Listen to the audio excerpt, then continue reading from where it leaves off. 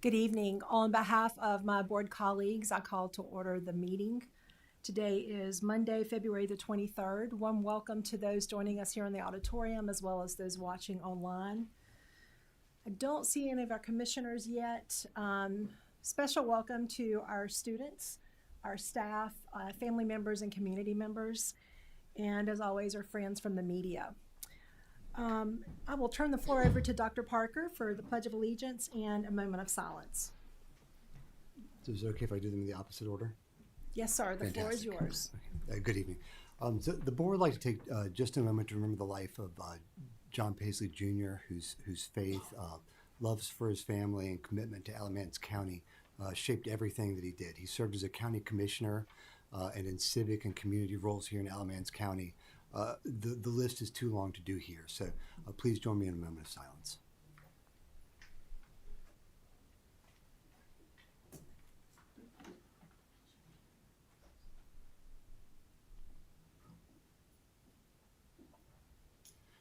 And if you're able, please rise and join me in the Pledge of Allegiance.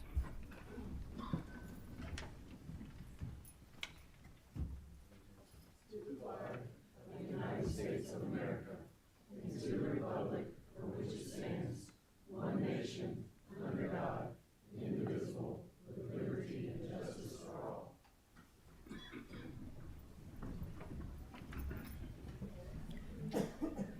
Thank you, Dr. Parker.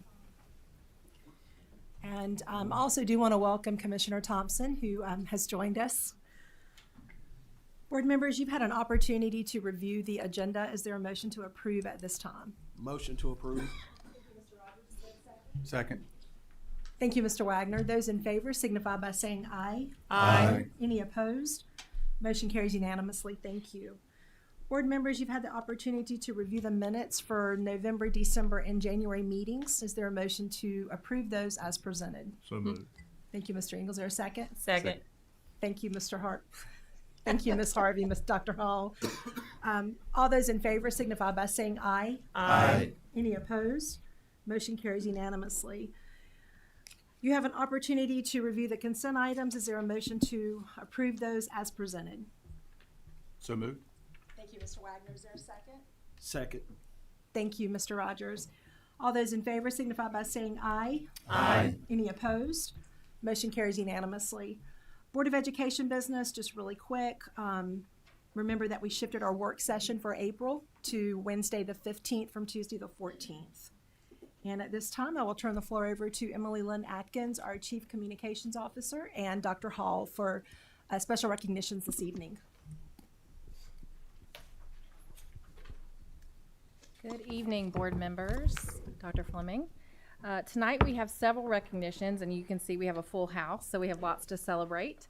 And we're going to kick it off by inviting our first person up to the podium, and we'd like to invite Dr. Brock Womble, the Executive Director of North Carolina Center for Advancement in Teaching, to the podium to recognize our first recognition.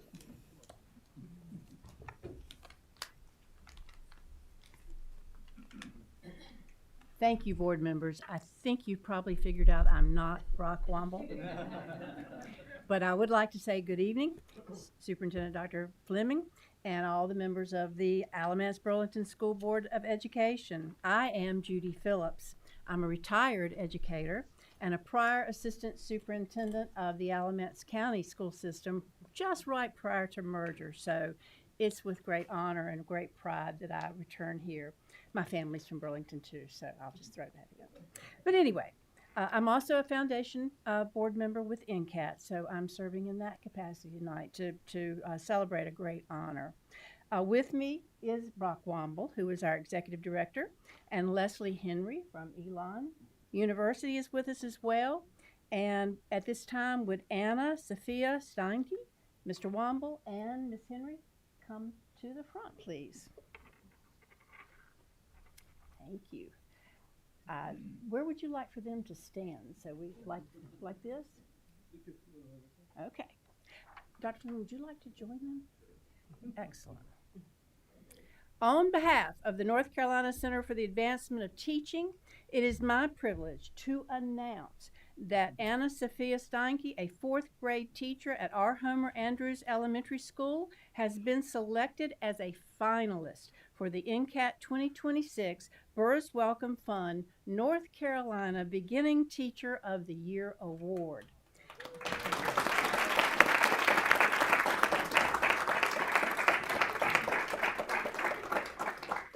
This recognition celebrates Ms. Steinke's outstanding contributions as a beginning teacher and the meaningful impact she is already making on her students and the broader community here in the Alamance Burlington schools. I would like to recognize Leslie Benson, the principal of our Homer Andrews Elementary. Is she? Well, there she is. And Bambi Evans, who is the Alamance Burlington Schools Beginning Teacher of the Year coordinator for your support. For Ms. Steinke. The Beginning Teacher of the Year Award was created to recognize the creativity, the resilience, and the commitment of first-year teachers across North Carolina. Each year, more than 7,000 new educators step into classrooms statewide, and this award shines a light on those who rise to the challenge and represent the very best of our profession. Ms. Steinke will be attending a week of leadership focused on professional development with her fellow finalists in March, where interviews and portfolio review will be conducted by a panel of judges from across the state to determine the next Beginning Teacher of the Year. On March the 12th, NCAT will celebrate all finalists and announce the winner at a recognition event at Wake Forest University in Winston-Salem. At NCAT, we are committed to advancing teaching as an art and a profession, and we are thrilled to celebrate you as a shining example of this mission. Please join me once again in congratulating Anna Sophia Steinke on this outstanding achievement. We're pleased to provide you with a certificate recognizing you as the NCAT 2026 Burris Welcome Fund North Carolina Beginning Teacher of the Year. Congratulations.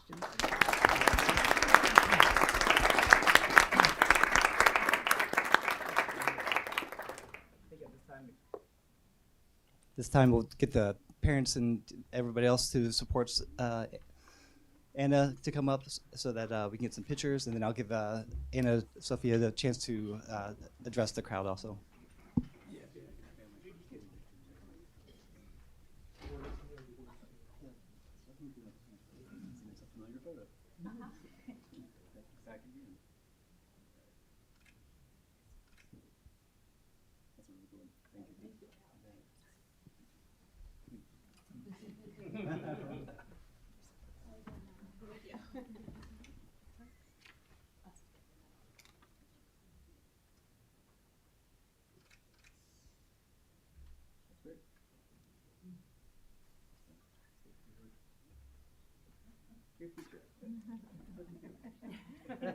She does not like to speak.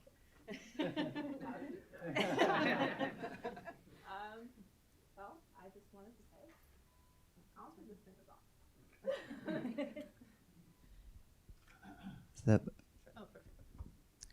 I will just say thank you so much to everyone who has supported me on this journey, and I am super excited. So thank you.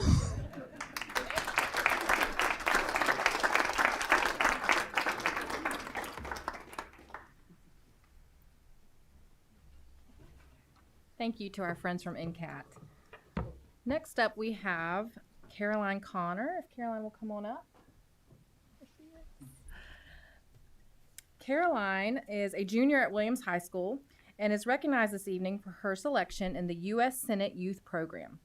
Caroline is one of 2 NC students chosen through a statewide competition to represent North Carolina in the program held next month. She will join a delegation of over 104 high school students for a week-long study of the federal government, with meeting senators, the president, a Supreme Court justice, and other officials. Sounds pretty exciting. She will also receive a $10,000 undergraduate college scholarship. So Caroline is only the 2nd student from Alamance County to be selected for this program. And funnily enough, the other student was also a Williams High School student back in 1968. We are incredibly proud of Caroline's accomplishments and excited to see how her participation in the program will translate to the continuation of her studies at Williams High School. So, congratulations, Caroline.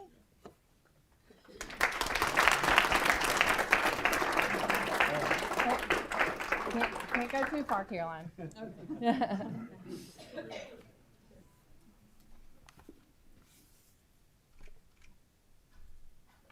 Thank you.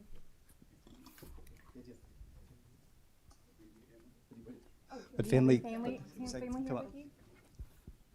My mom is running a little bit late, so. We'll get another picture when she gets here. We'll stage another one later.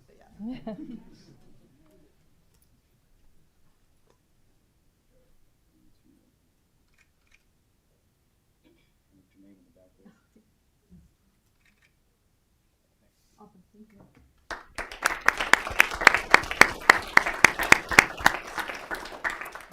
All right, our next recognition is a big group, so if the Western soccer team will come on up, I'll start reading some stats from their championship season. Come on up, guys. So, as the group makes its way up, I'd like to share some of the stats from their season. They finished the season with a perfect record of 29-0. Only the 8th time in about 60 years of North Carolina high school soccer history that a team has accomplished this. Come on, y'all can fill in.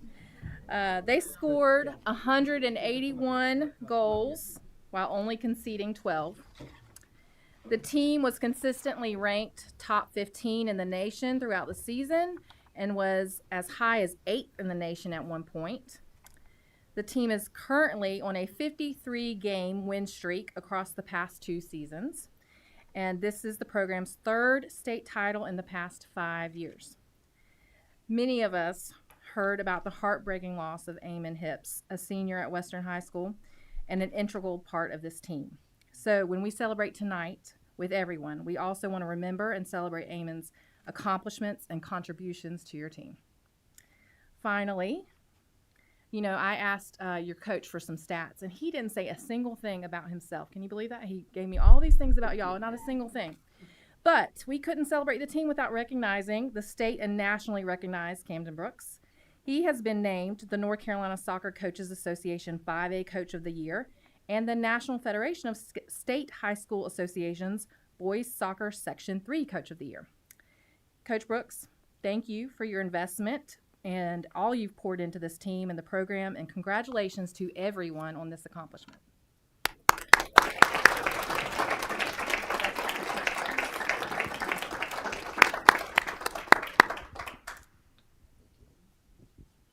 Say a few words.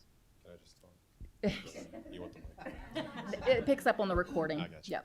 I just want to say thank you for having us here. It feels like this has turned into an annual deal, which is good. Yeah. I talked about it at the banquet with these guys about a week ago. These guys are bonded by this season for the rest of their lives. There was a lot of ups and downs throughout this year. The ups of winning a 3rd conference title in a row, winning a state championship for the 2nd time in a row, going undefeated, perfect season, 29-0. I think it's like the 8th time in 60 years that's happened. Also, of course, the loss of a teammate and a brother to these guys, Eamon Hips. He was a leader for this team, a leader for the community. Those ups and downs are just things that are going to bond these guys forever, and we've talked about that. And these guys are going to do everything they can to remember his name, and they're going to do everything they can to honor him. And we will never, ever forget about Eamon and everything that this program does and these guys do for the rest of their lives are for him. So thank you guys for having us.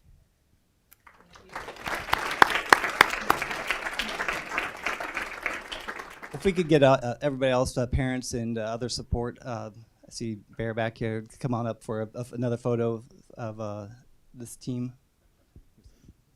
And I will get out of the way. I feel like I'm right in the way. No, there's never too many. Come on up. Get up. That's right. Can you bring your banner to maybe the side so that we can see it?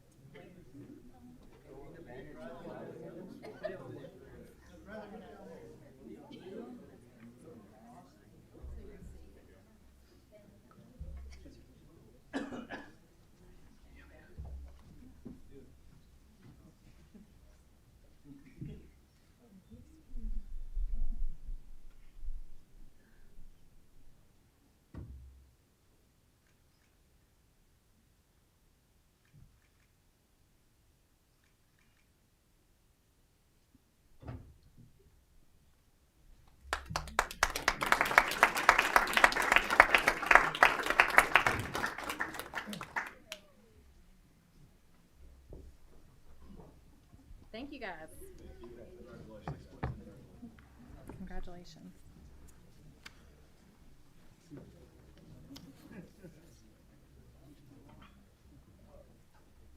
Sorry, I should have been handing those to you first. All right. Continuing into some more athletic excellence, we also have with us tonight warrior athlete Michaela Bentley from Western Alamance High School and the 2026 5A state championship in women's diving. So Michaela, come on up.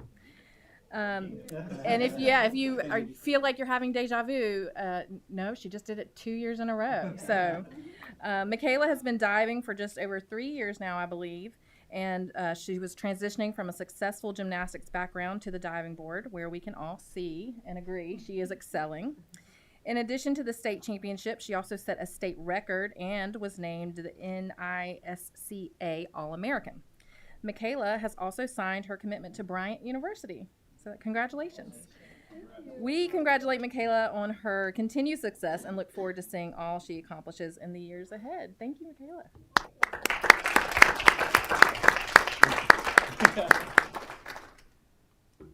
Michaela's mother is also her coach, correct? So Coach Bentley. Yes. And Principal Bryant? Yes.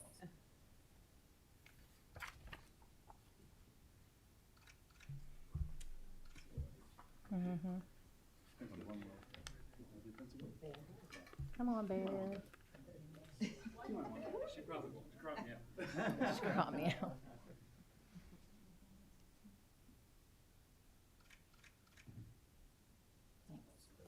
Michaela, would you like to say anything? Can I make a quick comment real quick? Board members, I think we need to investigate what Bear is putting in the Gatorade for Western Alamance. It's every year. We continue to come back to this podium. Congratulations, but congratulations, athletes. We're very, very proud of you. Well done. Well done. So true. Hopefully we see another women's soccer championship from Western as well. All right. Last but certainly not least, I'd like to invite Madison Pierce and Mr. John Kirkman, Executive Director of the NC Association for Career and Technical Education, up. Madison is the public safety instructor at Graham High School. You all may remember that she was named the ABSS CTE Teacher of the Year in 2024. Is that correct? And then she went on to win the state level and was the state level Teacher of the Year in 2025. And then most recently, she was named the National Trade and Industrial Education New Teacher of the Year, that's a mouthful, awarded by the Association for Career and Technical Education. Making this achievement even sweeter, Madison was nominated for the award by a peer teacher from Mississippi who had worked with her over the past year. The teacher said that when she saw the nominations came out, she knew that Madison needed to be in the running for it. So that was really special. We want to congratulate Madison for her continued excellence and thank you for choosing ABSS. John, would you like to say some words? You know that. Would you like to say a few words? Yes, please. Yes. Thank you, guys. Pleasure to be here and be able to recognize Madison tonight. We also had another national winner. We had the Lifetime Achievement Award winner this past year, Dr. June St. Clair Atkins, who has served a whole lot. So we were very fortunate North Carolina was able to have two national winners at the ACTE Vision Conference in Nashville, Tennessee, back in December of 2025. But Madison represents the great CTE things that are going on in this district, but also in our state. And so it's an honor and pleasure for us to be able to recognize her for the things that she does to support CTE in this district and across the state. And thank y'all for allowing us to do that. And Dr. Fleming, thank you. Good to see you this evening. Thank you. You so sweet.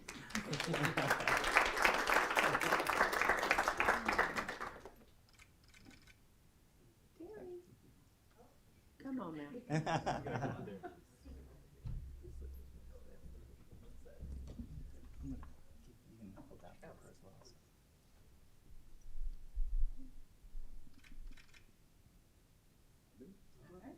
Madison, would you like to say a few words?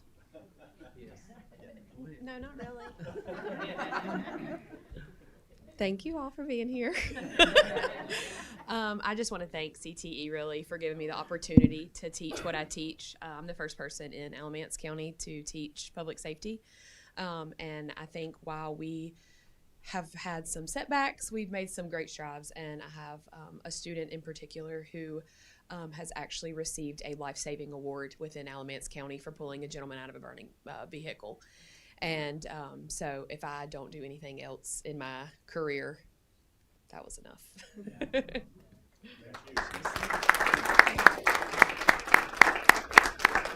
Congratulations to all of our recognitions tonight. That is it for me.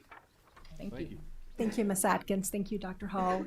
On behalf of the board, congratulations to all that we recognize this evening. It's nice to see all the good stuff going on in the district. All right, we will pause just for a moment and transition for before we start public comments.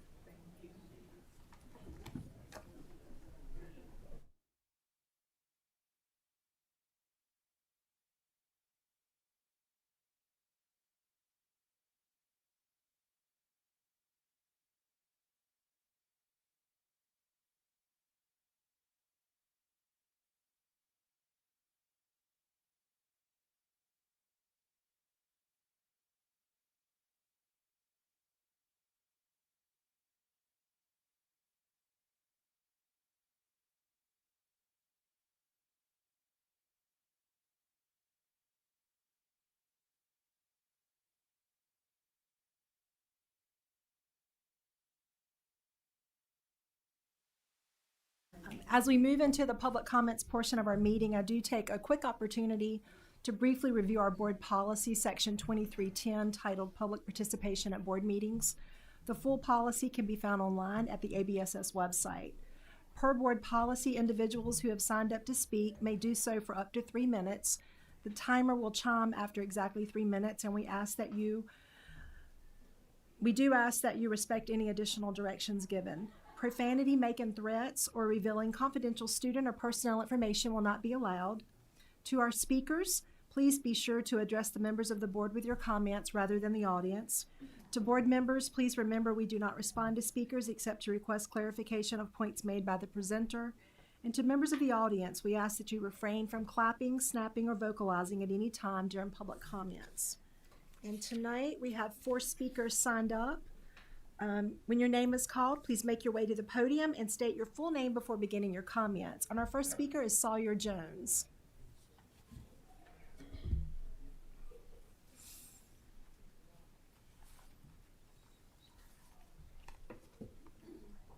Oh, no, we get our new podium, it'll be a little better.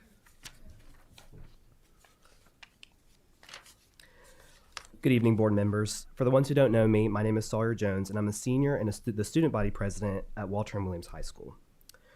Unfortunately, I'm here tonight because of a recent incident in our school community, about a week or so ago, involving blackface.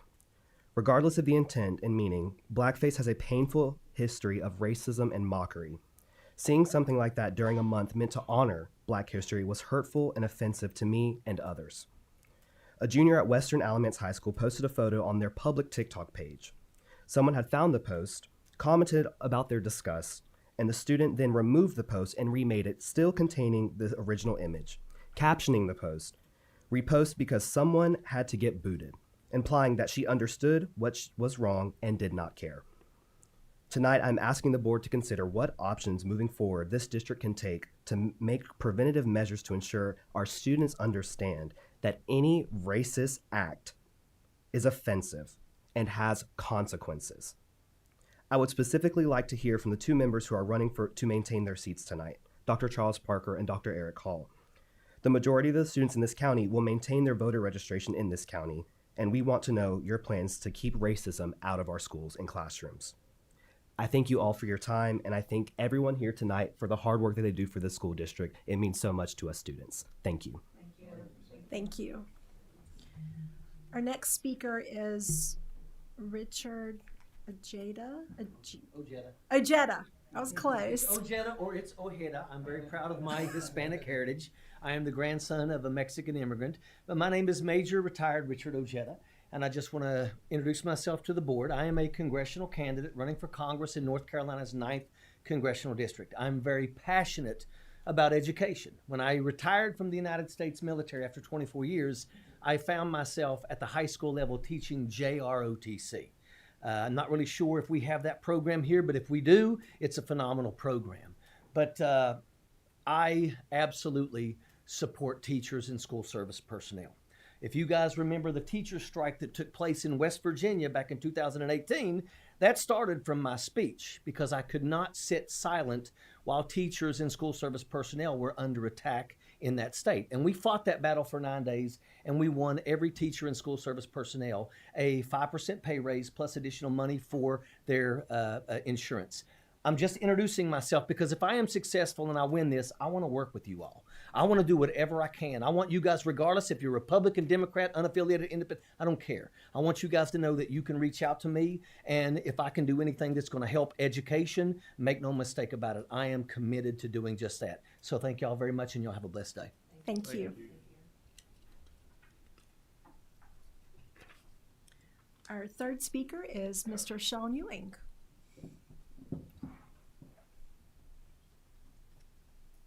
Madam Chair, Councilman Sean Ewing, City of Mebane. Thank you all for allowing me to speak. Good evening, Madam Chair, members of the board, superintendents. I'm here today because the strength of our county is mirrored in the strength of our schools. But more importantly, I'm here to say thank you. Thank you to each and every one of you. I know the weight of the decisions you make in this room, and I see the dedication to every child who walks through our doors. The people I represent truly appreciate the work happening in our classrooms. They see the teachers who go above and beyond and the staff who keep our schools running.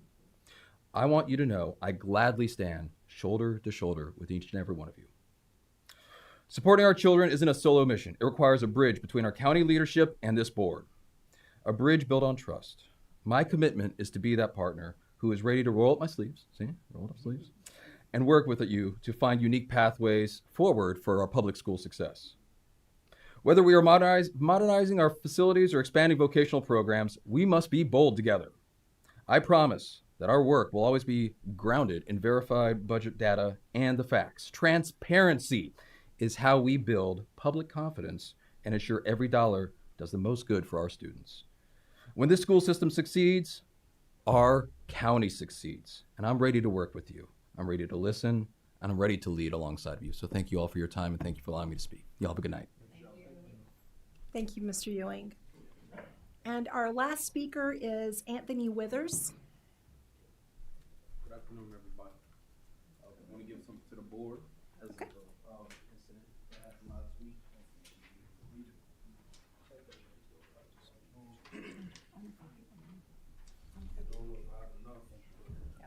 I saw it online if you don't. Thank you. Good evening, everybody. My name is Anthony Withers. I come from the community of East Burlington. I am an African-American young man that's coming up in this world. The odds have always been stacked against me and people like me and the skin color of me. As of last week, there was a picture posted. Sure, it's done made its way up here, but it's very insensitive when I see it. Because one thing about it, I'm 18 years old, and I've been dealing with the odds been stacked against me all year, all my life, not all my life. When I seen that picture, it was very insensitive to people like me and people from different minorities, because it has been times where we have dealt with harsher realities, and sometimes people just don't understand if you haven't came from where I came from and if you haven't grew up where I grew up. The picture said repost because someone got booted, which means the person knew what they were doing. I really feel bad because you really hate to see it, but it comes to a point where you get to a certain age and you know what's wrong and you know what's right. Racism is taught. I hate to try to bring political into it, but it has came to this.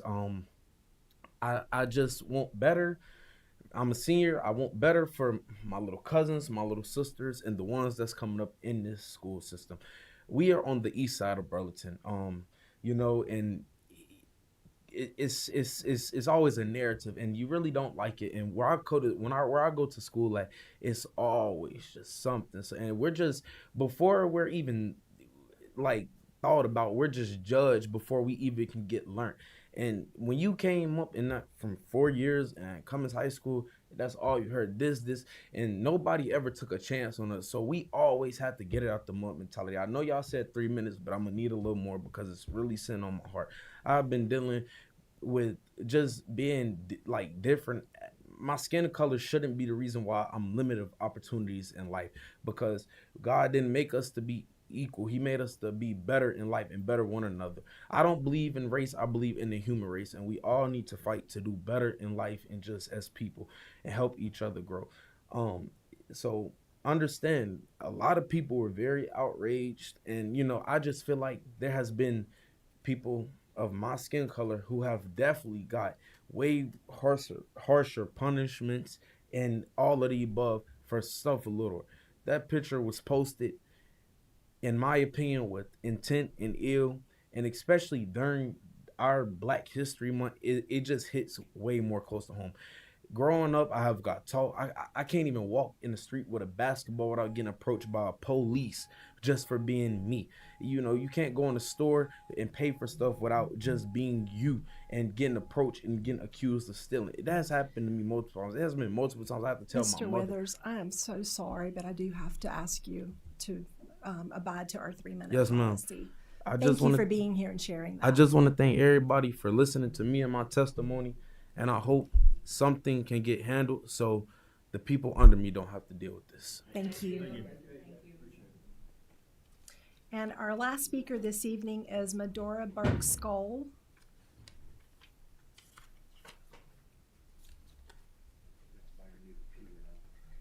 Hi, board. Thank you guys so much for allowing me the opportunity to speak tonight. Thank you for all you're doing. I know the redistricting plan is underway and you're catching heat from everywhere and you are doing the hard work and we appreciate it. I've heard from a lot of optimistic teachers at Garrett Elementary that their school might be, a manageable size. And they're looking forward to not having to take over the middle school building to try to fit all their kids in. So thank you for doing the work on that. I come to you tonight as president of the Alamance Burlington Association of Educators to just give you a heads up about the two main budget concerns that our members, we did a listening campaign in the fall. We visited over half of the ABSS school sites and had a questionnaire. We went into classrooms and talked to TAs and folks in the lunchroom and bus drivers, and we asked them, like, if you had a magic wand and you could change one thing, what would it be? And we compiled all the results from the elementary, middle, and high schools.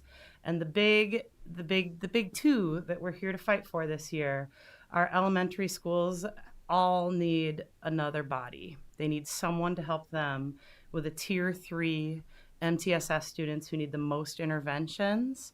That is what we heard at every single elementary school we were at, was we need another adult that can do pull-out interventions for our literacy, our math, our reading, we heard it from every grade level, from every staff member.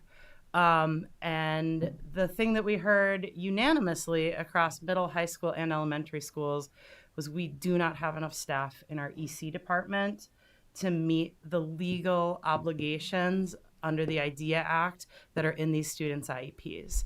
That EC teachers and TAs are putting in really long hours. Some EC teachers have double the caseload that they've had in previous years. They're writing twice as many IEPs. They're staying at school till 7, 8 o'clock trying to finish IEPs. They are slammed, and we do not have the professionals in the district to do the speech pullout and the hearing impaired pullout. And we are legally obligated, and we need to find a way to financially incentivize people to take those jobs. When I look through the vacancies on the ABSS website, over half of them are affiliated with those exceptional children population. And asking, as you craft your budget, to think about ways to financially support those personnel so that, one, the people who've been doing the job of 2, 3 staff members are rewarded for their efforts, and 2, we can incentivize new people to come in and take those positions. Thank you so much for your time tonight. Thank you. Thank you. Thank you, Medora. That concludes our public comment portion of our meeting. At this time, I will invite Mr. Messer, our Assistant Superintendent of Finance, to the podium. And as he approaches, I just want to say thank you to all of those who came out and spoke this evening.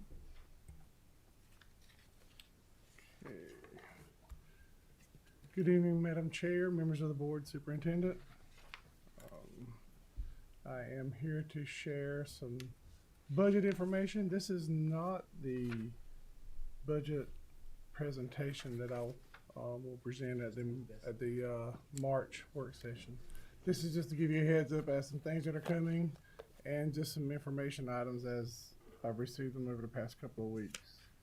So just to give you a reminder, this will probably be the last time you see this, is the 25-26 local expansion that we received from the commissioners this past year. If you'll go to the next slide. We had the certified employee supplement where we brought it up to current. It was behind a year. We had the operating increases, just general operating expenses, certified staff additions, which were instructional support positions and some assistant principals. Then we had the brand new classified employee supplement. And then, of course, the charter schools that go along with that. And the total funded expansion was $3.9 million last year, which brought our total current budget to $58.1 million. And that's currently what we're operating on at the moment. Okay. So these are some things. You've already seen some of these things that were presented at the joint meeting in January. We're going to continue to look at the certified employee supplement and adjust the classified employee supplement. Probably each year we put the budget proposal together. Athletics, we're looking at some changes there around the athletic supplement. Operating and technology increases. Certified staff additions, instructional coaches, school counselors, and assistant principals. I will stop there for a second. I did hear this past week when I was at conference that the General Assembly they have spoke about possibly funding an assistant principal for every single school at the state level. I'm not sure if it will make it in the budget, but I know it has been discussed by both the House and the Senate. We were told that. So currently we have assistant principals are funded on our allotted ADM, and we get 1 month of employment for every, 98.5 students. So basically, roughly about 2/3 of our schools are funded at the state level of APs. Employee benefit cost increases, we have no earthly idea what those are going to be. We don't even have a state budget in the current year. So much less have information on health cost increases and what the state retirement rate will be.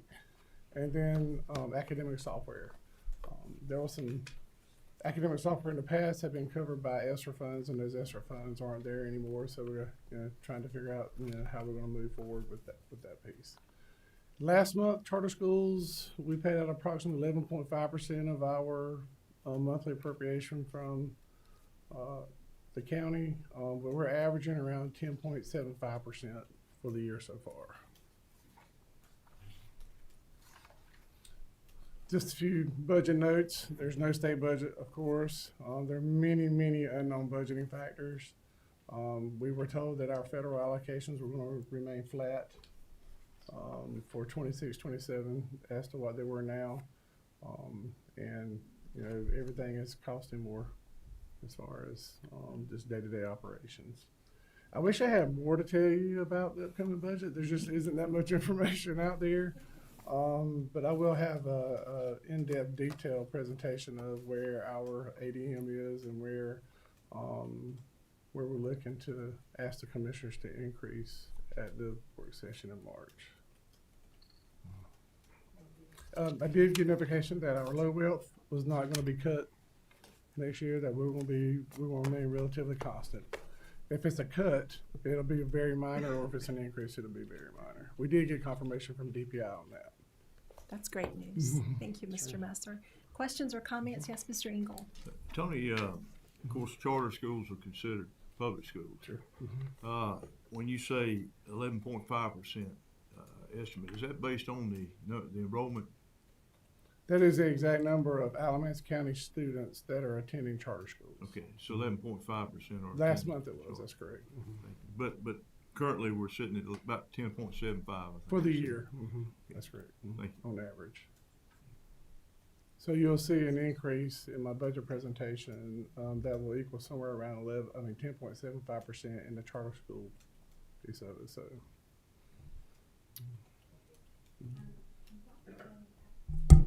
Can Dr. Fleming add something really quick, and then we'll go to Mr. Wagner and Mr. Rogers?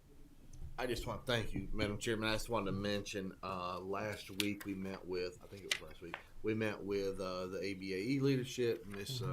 Briscoe was there with us, and because I think it's important we listen to our educators and what's important to them. And so one of the items in Mr. Messer's presentation there was around the school support positions. I think we put them actually under the counselors and all on that presentation. But so that is something that I would like the board to consider. The other item related to EC staff, and she was exactly right when she mentioned this. EC staff is certainly one area we struggle with, both probably on the certified and classified side. And we talked a little bit about how we could potentially fund EC teachers with a special supplement or a bonus or whatever it may be. And it's still something we can consider. The issue there is we have several staff members that may kind of step into both of those roles. So if I'm a bus driver, this is one I kind of come up with on my own, but if I'm a bus driver and I'm driving in an EC bus, but I may not be funded by EC, but I still have to help unbuckle, maybe help the bus monitor or the teacher assistant unbuckle the student, am I considered EC or not? And so there's some issues like that we need to look at. Some in cases where if a regular TA still assist with an EC student, they may not be funded by EC, but they may assist an EC student some. So there's some areas like that I'm worried if we go out and we say, okay, if you are just funded by EC, you could get some type of bonus, but then those that aren't funded by EC would obviously want the bonus or supplement as well. And if we said, okay, well, we're going to make the determination if you're EC or not based on your duty, we know we could miss some folks that would say, well, wait a minute, I work with EC students too. So that's one of the issues we've really come up with is how do we identify who is an EC teacher? Of course, you get a lot of teachers who say, well, we all teach EC kids. So that's one issue, but we would like one way or another to increase that certified and classified supplement. Of course, it goes to everyone, but I think the more we put into that, it will recruit core academic teachers, EC teachers, elective all across the board. So and classified staff as well. So that was the thinking on that. I wanted to make sure I said that because I didn't want our ABAE folks to think that we were ignoring what they shared with us. We did have a conversation on that.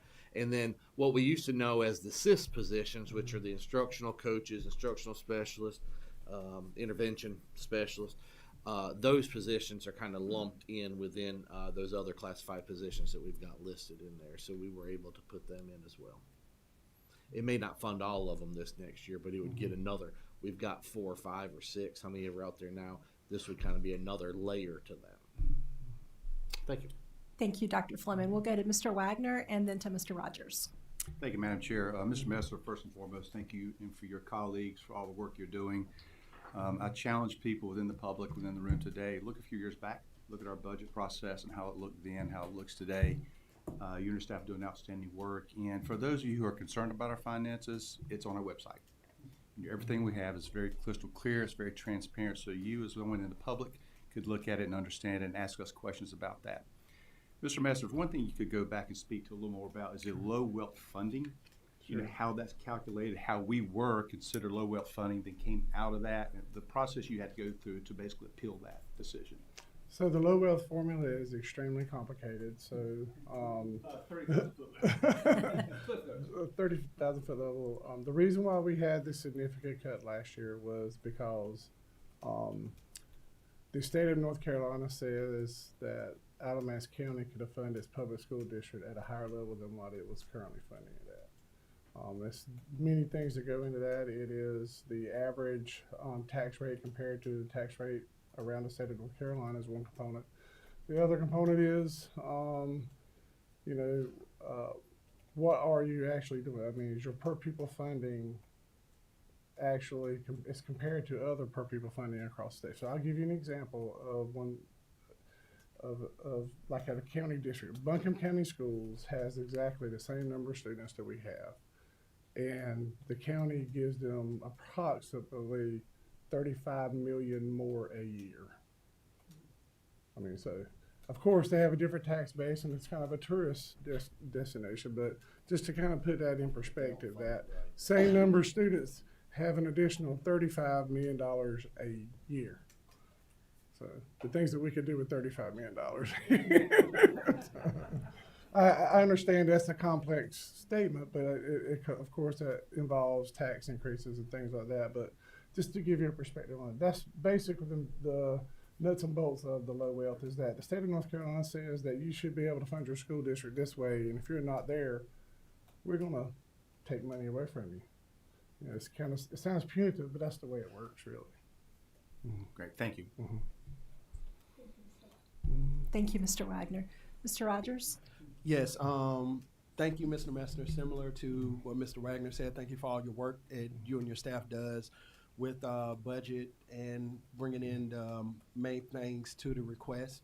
I do want to say I appreciate the fact of seeing on here the athletic supplement, because I know a couple of years ago the board then at that time did do an increase to our coaches and their supplement, but I know it's still, like a lot of other things here in Alamance County, it still has us behind our surrounding counties. So I look forward to seeing what that increase is going to look like, of course, along with the certified employees, classified, and also on what Dr. Fleming addressed with those support staff, various positions and things too.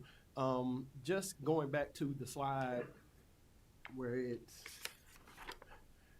shows no state budget and salary and benefit increases and overhead increases and all of the question marks. So currently right now with no state budget, we're basically just working off of a continuation budget off of the funding that we received last year. That's correct. Even though the fact that we do know that more things continue to increase, just like anything else, it does increase also too. That's correct. And so, so that really, with them not passing that budget at the state level, that really puts a lot of hamstrings and ties the hands of us as a local school district on what we're trying to do going forward with those unknowns, correct? That is correct. It is. It all depends. If you're a growing school district, it's kind of punitive. If you're a school district that is losing ADM, you get a year's grace type of deal, the way when you had the funding in arrears piece. All right. Thank you, Mr. Messner. That was all. Thank you, Mr. Rogers. We'll go to Ms. Harvey, Mr. Engel, and then Dr. Parker. Thank you, Mr. Mester, for all that you do, you and your team and the cabinet, the people who help. I just want to, I want you to tell the people who might not know, if you wanted to see our finances, if you wanted to go in and look at the budget, the things we might pay out, how are people able to do that? They can go directly to our website. It's right there on the front page as far as our finance page. Dr. Fleming, who spearheaded that with the work of the board when we first came. I will say that there's more information out there about Alamance Burlington School System than any school district in North Carolina on their websites. I will back that up Thank you.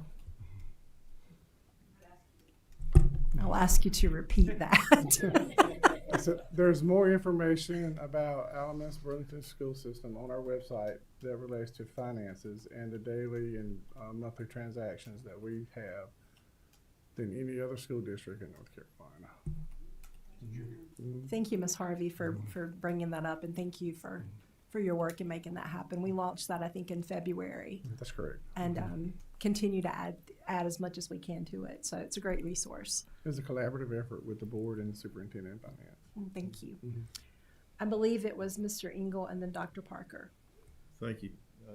Just a comment, Mr. Messer, and it's not really for you, but it is.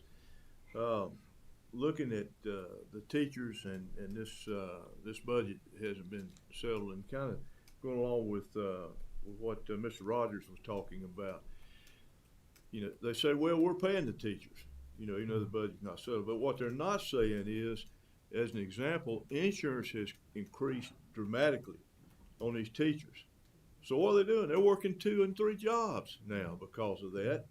And that takes away from their time they have to put in to teach, in their preparations. And so it's not fair with the teachers and a lot of things. They need to get that budget passed is what they need to do. Thank you. Thank you, Mr. Engel. Dr. Parker? So this is more for the superintendent. I don't know how long it's been since the district pardon me, has done a salary survey, but one of the reasons you have vacancies is you get kind of out of whack with what the market provides. And I know that's the case for especially some of the EC positions. Yeah, we are way out of market. We do need a pay study, and it's really just a question of paying for one. But we are, as you say, out of whack with in regards to market pay. In fact, we kind of went through the last few months as the board has approved some raises, primarily for classified staff, to try to. That doesn't get them up to market or really anywhere near, but it does give a little bit of a boost. Except for teacher assistants, they didn't see anything because that's primarily state funded. But yes, we for all of our support classified positions, we do need to look at how they compete, because I do believe, and don't quote me on this, I don't know exactly which positions, but I do believe there are even positions within Alamance County government that are actually, county government that might be paying more, and just to so let's say a maintenance employee, that you might be able to go there and make a little more than the school district. And while I'm not saying we need to compete with the county, our salary should at least be at that level. And so I think a pay study, salary study is something that is on our list within the next year, because we will definitely need to do that. Of course, that's only for classified. One thing I'll add on a little bit here is, people have talked about teacher salaries not increasing. They've actually lost money this year, and I think it's important. I want the board to know this, and anybody listening, that with the new premium of the state health plan and no pay increase, the health plan has tripled in price based on where you're at income wise, and so it actually was a pay decrease for our staff, both classified and certified. So we need to keep that in mind. And so as we're asking the legislature for pay for teachers and all school employees for that matter, which we definitely want, I also want to challenge and ask our legislature to look at the state health plan and kind of backstopping it a bit, because the premium, which we all pay, is really going up at quite a clip, and I think that's another area that can be funded as well. And so I just want to call that out as well. I will add to the salary survey that I've been through several of those, and the one reaction I've got from the boards that I stood in front of is sticker shock. So whenever that happens, you will have sticker shock, and it will be had to be funded by the county. And I have one more a small comment, just as far as we're discussing about budget for next year, that the being off as far as the market, it seems like it may be worse with especially some of the EC positions and others. And I'll say, for instance, if we have a vacancy and we have to contract because we have to provide the service, you're paying an extra 25%. And so it would be nice to to pay someone in the district rather than pay a company to manage someone. That's kind of one data point. It would be nice to take kind of a holistic look at EC. And one example that I'm aware of is that my understanding is that speech language pathologists can bill, but it's like a prescription. They have to do it. They can't delegate that to someone. And because they're so overloaded, my suspicion is that our billing is down, and that's really the money the district's leaving on the table. I don't know how, if there could be support staff that could do some things to allow the SLPs that perhaps could pay for themselves. So it would be great to see a higher level look at kind of what's happening with how EC is structured and that kind of thing for the upcoming budget. And we do get some Medicare reimbursements, but Mr. Messer's more educated in that area than I am. So. Yeah, so we do receive quite a bit of money for Medicaid reimbursements that is used for the EC program. Whenever they need it, I think that, I'm not going to speak for Dr. Davis in her area, but I think it's not that we don't have money to pay. I think it's just finding the EC staff. But we're definitely down with our Medicaid funds that we're receiving this year. A lot of that has to do with the shortages, but also with the plan that we went with. Our speech and language pathologists are serving half. So it's definitely been an impact. And we are actively working on a retention and recruitment plan for SLPs that I hope to share with you guys very soon. Great, thank you. Thank you, Dr. Davis. Thank you, Dr. Parker. Any other questions for Mr. Messer on the budget? So while we're talking about people, I just want to take a minute to shout out to Ms. Anderson and the Human Resources team. So every month we ask Ms. Anderson for where we are on vacancies. And she shared earlier today that we have 50 vacancies for certified positions. In July of 2025, so less than a year ago, we had 105. So kudos to you and your staff. Classified positions, we have 36 vacancies. We had 34 in August, so we're holding steady there. Hopefully that was maybe a result of those classified supplements that we put into play. And then student services, which I think is what Mr. Messer had spoken about, their nurses, counselors, social workers, school psychologists, and then of course the speech language. We're down 30 positions there, and 12 of those are SLPs or speech language pathologists that she was talking about, the therapist. So that's where we are with vacancies. We have made strides in our certified positions.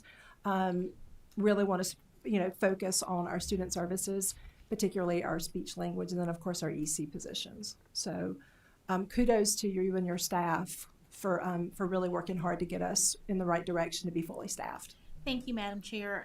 Shout out to my team. I'm sure they're watching tonight for all of their hard work with recommendations that come through. We couldn't do it without the HR division. So again, thank you for recognizing them on tonight. We will move into the audit contract, if that's agreeable. yes, all right. Before you tonight is the contract with Anderson, Smith & White to perform the 25-26 annual audit for compliance and financial. It is a cost of $81,650, which is a $2,150 increase over the prior year, which is to be anticipated with the way costs are rising. We had them on the calendar pending approval to start compliance the second week in April after we get back from spring break, and then they're scheduled to come the last week in August for financial. Thank you, Mr. Messer. Any questions? Is there a motion to approve the contract? Motion to approve. Thank you, Dr. Parker. Is there a second? Second. Thank you, Ms. Harvey. Any discussion? Hearing none, those in favor signify by saying aye. Aye. Any opposed? Motion carries unanimously. Thank you, Mr. Messer. And thank you all for the kind words and the support that you give us. Thank you. All right, now I will invite Dr. McWhorter to the podium for an academic update, which is really exciting. Because it was posted. Oh, that's true. I prepared for the meeting. Madam Chair, Dr. Fleming, members of the board. Sandy, I think that is the first time that anybody has referred to an academic presentation as exciting, so thank you. I appreciate that. So we do have some good news to share with everybody tonight. However, before I get into giving you guys numbers, I want to give you a little bit of information behind the numbers and what you're looking at first. So the numbers that you're going to be looking at are from EOC assessments, so just our high schools for the fall semester. The numbers are in comparison to prior first semesters or fall semesters. We do not compare first semester to the whole year or first semester to second semester, because high schools tend to block the same number of honors courses, math foundations classes at the same times, and therefore you would really create a inaccurate data set if you compared first semester to the whole year or first semester to first and second semester. Even with that being said, this semester we were down 7 honors classes from what we were down last year, so keep that in mind as you're looking at the data. Also, one other thing to note with data, we get really excited over small, what some people might consider to be marginal gains. So sometimes a point or two of growth when you're looking at an entire district is very exciting. If you can be 3 points or 5 points, it is a reason to be ecstatic. So just keep that in mind as we move forward with these numbers.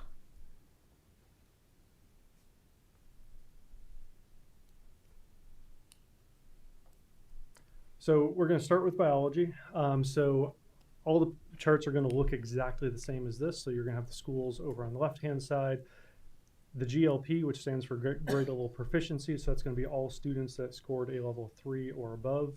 The first column is going to be last year, so it's 24-25 compared to this year, which is 25-26. The number on the bottom is going to give you that cumulative average, and that is a weighted average. So a school such as the virtual school is not going to count the same as Graham or Williams would count.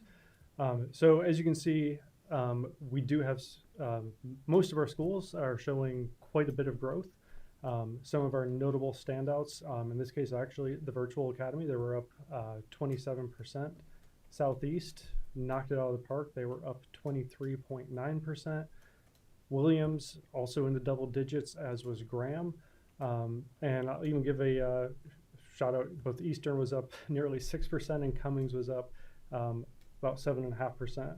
Something notable with Cummings, Cummings recently lost 2 teachers, one of which has had the best EBOS data I've seen in my entire life, is positive 20. I didn't even know positive 20 was an option.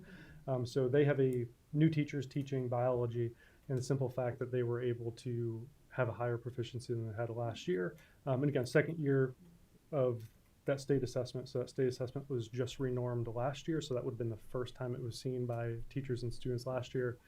This year obviously being the second. So we are extremely proud of all of our schools, especially those that showed gains just over 7.5% overall for the district. English 2, seeing almost identical growth to biology. So there's 2 main courses that make up the biggest chunk of a high school's academic grades, and that is English 2 and Math 1, and that is because every student's scores count. In biology, only the proficiency counts for the grade, the school's academic grade, so their SPG.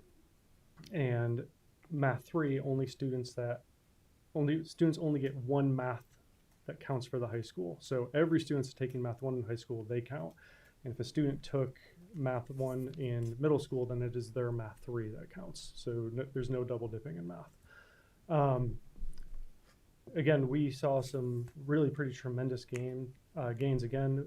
Williams really kind of led the pack on this. The principal cited one of their English classes as being one of the best PLCs that he has in the building.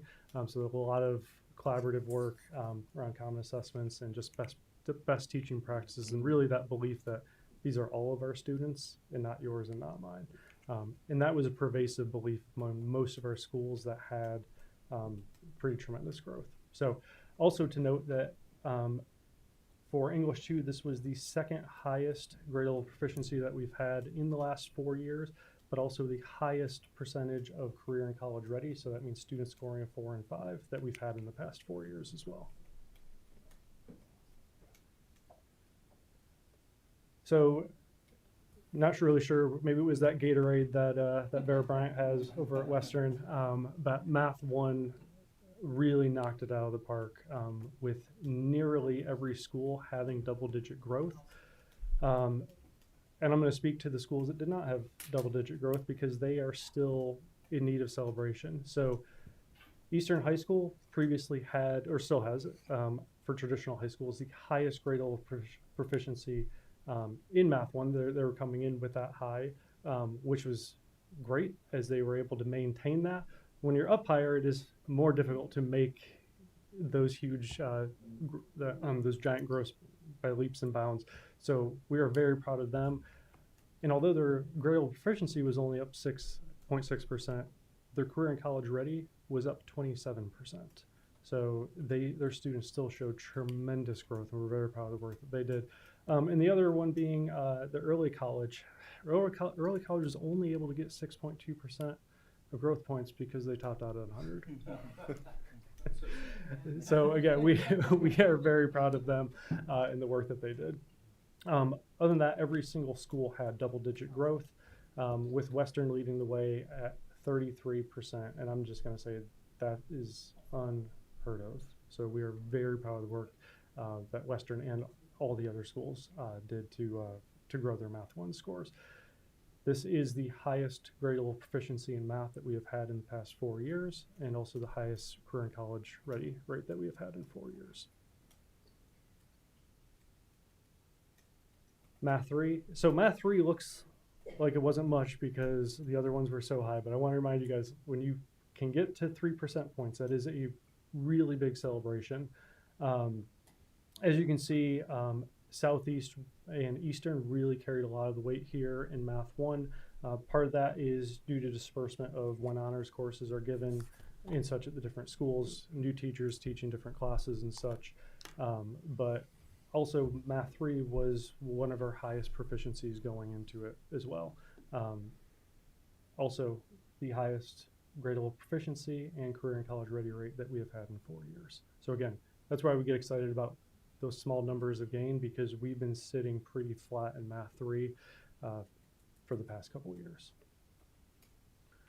So to give it all in summary,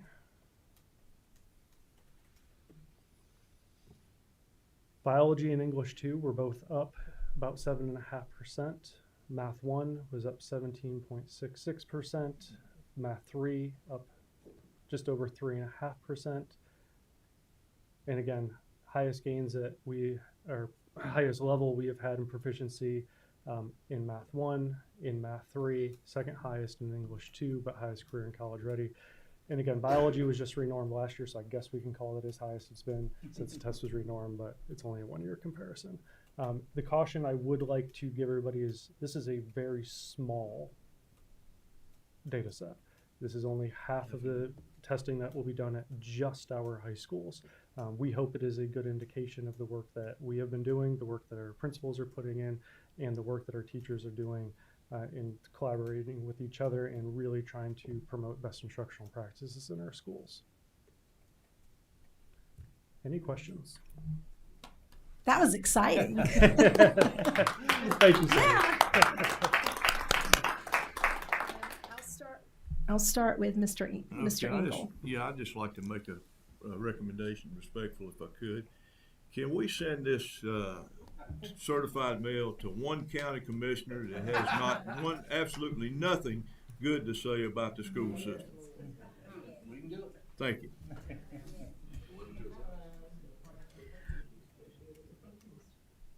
Thank you, Mr. Engel. Ms. Harvey? I just want to say thank you to you and your team for all the hard work. Thank you to our principals, for those at the school who are working hard to make sure that this works. When you presented all that you were going to do, there were so many people who were skeptical about the numbers and what was going to happen. But I honestly believe when you believe in yourself and what you can do, great things can happen. We have great teachers, we have great students, we have great administration within ABSS. And I just want to say thank you so much for just believing in what you're doing and that they're doing. Thank you.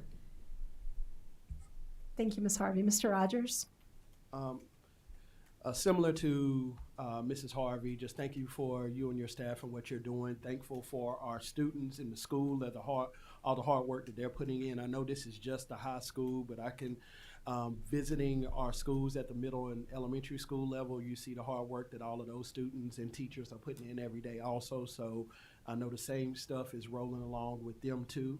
And then, like you said, even the small growth has to be celebrated, especially after the fact of all of the various things that continue to be said in negative lights about ABSS and what ABSS is doing and what they're not doing. And like I've always told folks plenty of times whenever I have opportunities to speak about ABSS, I say what we're doing is working hard every day. Our students are working hard every day. Our teachers are showing up every day.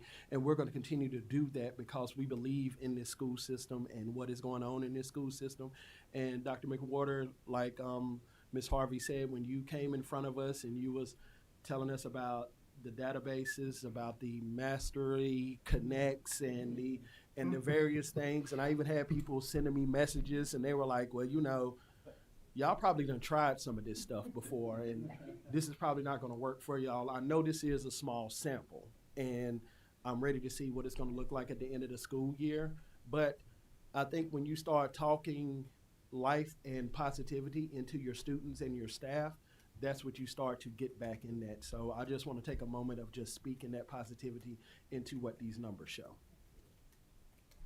Thank you, Mr. Rogers. Mr. Wagner, and then we'll go to Dr. Hall. Well, amen. I mean, you know, to follow my colleagues here, you know, this board has been challenged with multiple tasks. And one of the most important tasks that we have is ensuring our students get a proper education and showing improvement day in, day out. And Dr. Ward, you and your team are doing this.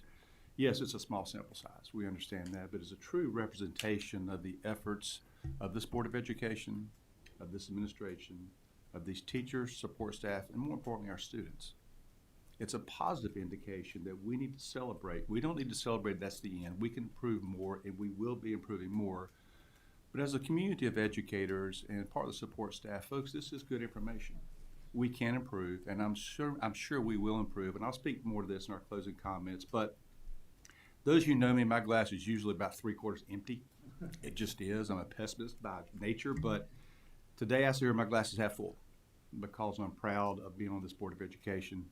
I'm proud of our administration. I'm proud of our teachers, our staff, and more importantly, our students. They're taking the bull by the horns and running with it. Thank you so much. Thank you, Mr. Wagner. Who do we say? Dr. Hall. Yes, sir. Once again, thank you for this. I just want to appreciate or say, you know, using data to sort of show the story here and showing the growth that's going to happen here. Thinking about where we are for growth, I know that's important, but also you're talking about the higher percentage for GLP and those. What's the crystal ball? 5 years from now, what's the goal? Like what should we be striving for? And then my other question is, this was obviously for the first semester. We've had some hiccups since then. Like, what's the feeling about in the schools as far as continuing that growth, even though they missed a few days of school? So the goal's the sky. We're going to push it as hard as we can and get as much growth as we can. Generally speaking, when you have big initiatives in the beginning, you are bound to get some higher growth margins in the beginning. So we understand that, which is also why I preface that when you can even get 2 to 3 points, it's still the cause for celebration. And if over, let's just say we're 2 years down the road, and in the next 2 or 3 years after that, we get another 10 points of proficiency, that's fantastic. So I'm very excited with the numbers because some of them are a little bit higher than I expected. I was very grateful for that. Partially surprised, partially not. The sense for the rest of the year, I think everybody's feeling pretty optimistic. We have a lot of good work going on in the district, a lot of people that I think needed to see this data to know that the strategies that are in place are working. And one of those advantages that high schools have. We were just able to gladly share this data point with the rest of our principals as well. So I heard you say 3 years, 15 points up. Is that what I heard? I'm not being recorded, am I? Thank you, Dr. Hall. Mr. Rogers? Dr. McWhorter, one other thing, is there any way to share the data with us around our students, like through CT things, who got credentials and stuff like that also? Absolutely. Too? We just haven't had time to do all that number crunching yet. Okay. All right. Appreciate it. Thank you, Mr. Rogers. And I know this is just for high schools, but I have seen, and I'm not going to dare get on social media on a board meeting, but I try to follow all of our schools on social media. And I will shout out to Sylvan Elementary, because I've seen that they have shared within the past couple of days some of their early data that they are looking at, where I think they've seen some improvements in their grade levels. So it is exciting to see the work and to see the growth. So thank you very much. And then again, you know, kudos to the teachers and the staff, the students and the families, because those are the ones who really deserve that credit. So thank you. Thank you all. Appreciate it. All right. We will now move into Mr. Greg Hook, our Deputy Superintendent of Operations.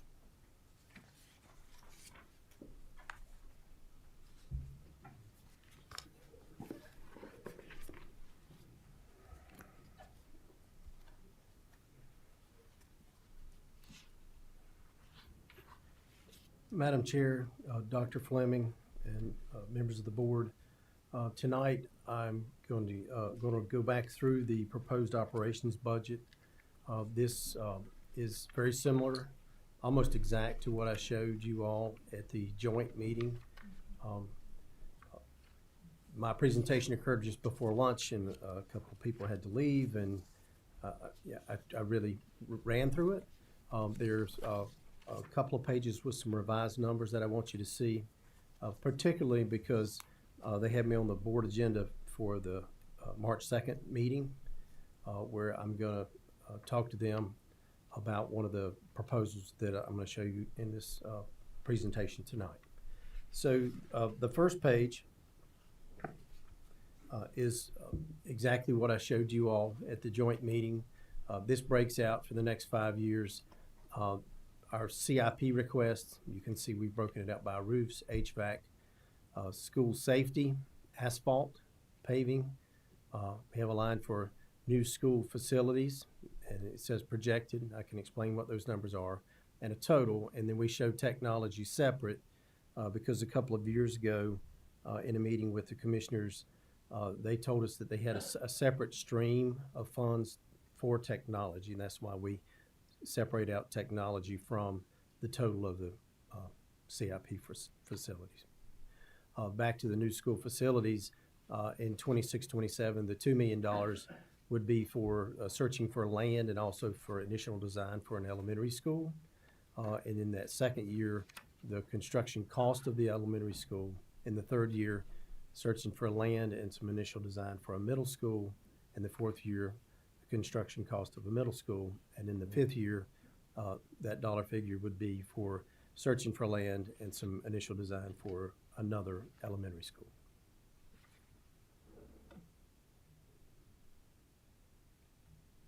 So this page breaks out the HVAC CIP budget by year. I wanted to just take a minute to do a little explaining on this page that I didn't do at the joint meeting.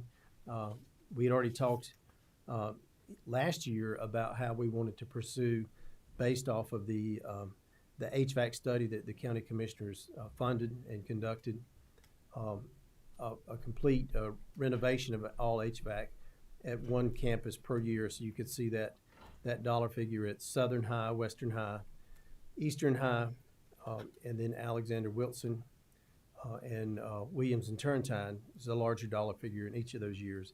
The smaller figures that you see in each of those years is replacing aged equipment, primarily boilers and chillers. And I'll just give you an example. in that first year, the figure that I have there for EM Yoder, that is for 2 chillers, one a 96 model and one a 98 model. So according to the ASHRAE standards, once something is 20 years old, you need to be making plans to replace it. So those would be 28 and 30-year-old chillers that are giving us problems. I'm not going to read all of those, but just to kind of let you know how those numbers came about. The Graham Middle chiller is a 1991 model, and that's the one that's listed for $700,000. So it's the oldest chiller that we have. Southern Middle chillers, those are 2 small chillers, and both of those are 1997 models. And then the Western High chiller is a chiller we actually have running with one bad compressor, so that's why it's on the list to be replaced. And it's actually a 1996 model, so it's at the end of its useful life as well. So in the other columns, I have the numbers if you're interested in seeing those at any time. We're trying to replace aged equipment at each of those sites. So I did skip the Hall River gym boiler. It's a 1989 model. So we did replace one boiler there in the last release of bond money. We need to go back and replace the other boiler.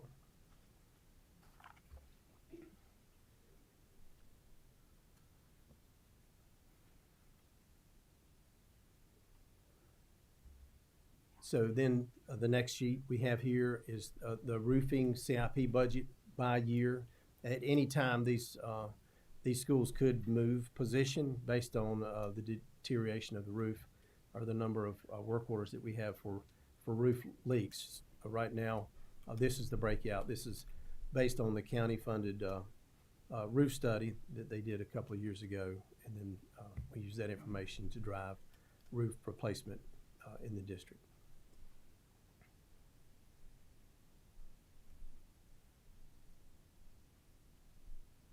This is the school safety budget.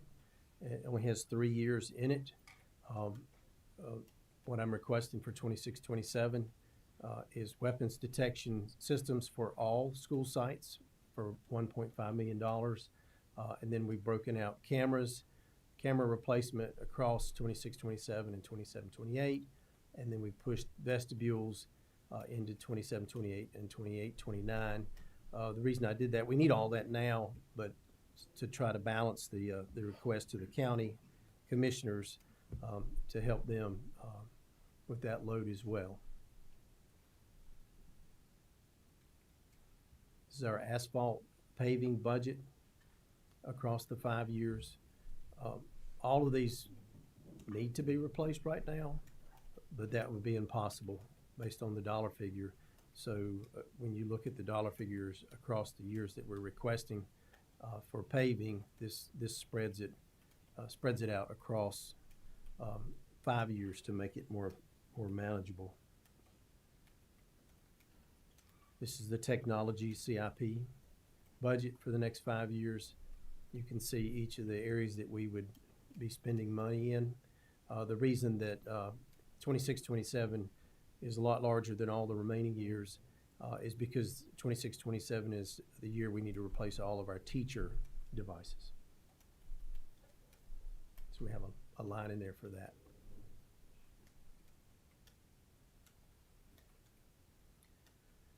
So all that I presented is what I call scenario 1. On this sheet, what I have listed on the left side, these are sites where we have bond money on completed projects or projects that are in progress, but the dollar that I've listed, dollar amount, is the amount of money that is not required at that site. It's not part of the existing contracts. I sat with Susan Evans, the county finance director, a couple of weeks ago when we reviewed numbers together. So this is a little revision from what I showed you at the joint meeting to get us in agreement.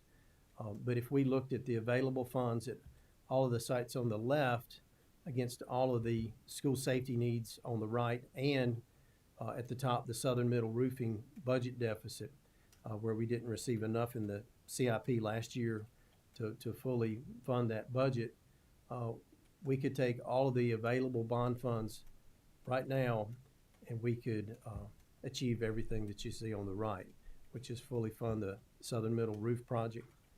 We could tackle all of the camera projects and key card or keyless door access projects, and we could fund the weapons detection systems, and that would exhaust all of the available bond funds and still allow us to continue the work where we have some existing projects at bond sites. So this is what I will be presenting to the commissioners on March the 2nd, that request. So having said that, if they agree to that, and I want to go back to the initial bond when it was put out, in the literature and the marketing around the bond, the original bond projects, we had safety systems in those projects, so that what we want to spend the money on, the existing bond money, is aligned with the intent of the original bond. So if they agree to moving the existing bond funds, then I've created a CIP budget that I'm calling Scenario 2. And in this, you can see the numbers are just a little bit different, because what I've done in the school safety column is I've just moved the vestibules. That would be all that's left into 26-27 and 27-28 at the schools that do not have security vestibules. Otherwise, this sheet is the same. And I'll show you what that looks like if you just look directly at the CIP budget. I've gone in and taken the dollar figure for the cameras and everything that we had listed where we needed funds, and just put the word bond in there, and then just tallied the vestibules and separated out the vestibule work across 2 years.